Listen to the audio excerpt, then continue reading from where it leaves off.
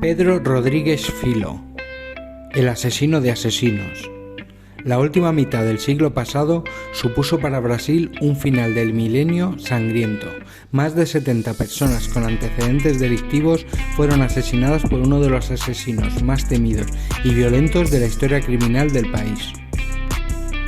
Pedro Rodríguez nació en 1954, en Santa Rita de Sapucaí, Brasil, con un destino ya marcado antes de nacer. Una patada en el vientre gestante de su madre le ocasionó grandes daños cerebrales, agresión que le supondría al feto un factor importante en su enfermedad mental.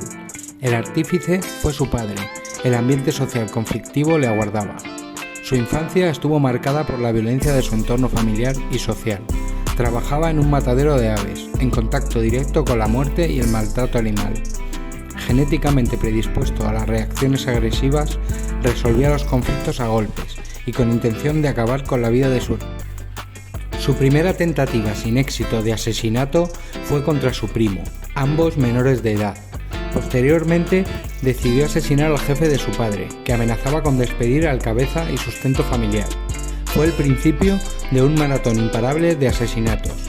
El narcotráfico le sirvió de refugio y cantera criminal. A partir de entonces se fueron sucediendo una serie de crímenes imparables. Su pulsión asesina tenía un motivo basado en el complejo de Dios justiciero, que eliminaba del mapa a hombres del mal. Sus víctimas eran delincuentes, asesinos y capos del narcotráfico. Poco a poco, su poder dentro de la mafia criminal fue ascendiendo en el escalafón. Eliminaba su competencia al puro estilo del Padrino. Su entorno estaba marcado por la supervivencia y la supremacía. Era él contra un mundo que lo amenazaba.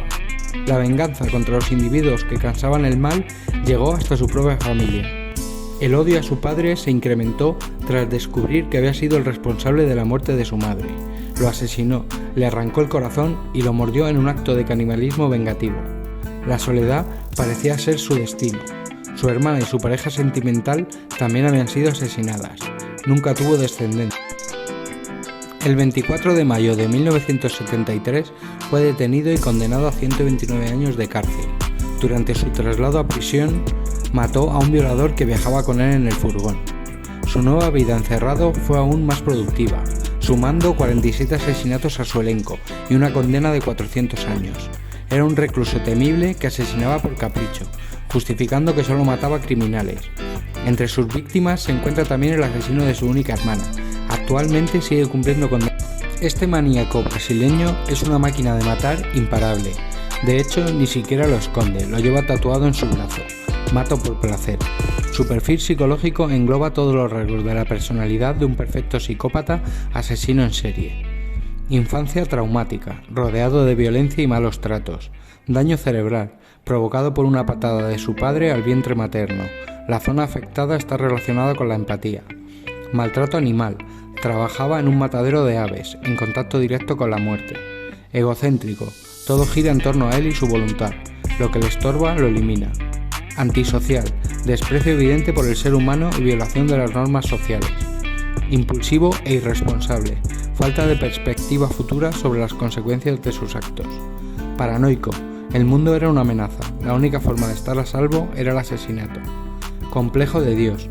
Se sentía con el poder divino de la justicia sobre los hombres. Matar a criminales le eximía de culpa. Falto de empatía y remordimiento. Aparte de las cosas biológicas, no sentía el mínimo arrepentimiento por sus actos. La víctima lo merecía. Placer de matar. Lema tatuado en su brazo. Asesino compulsivo. La suma de sus víctimas denota su incapacidad de parar de matar.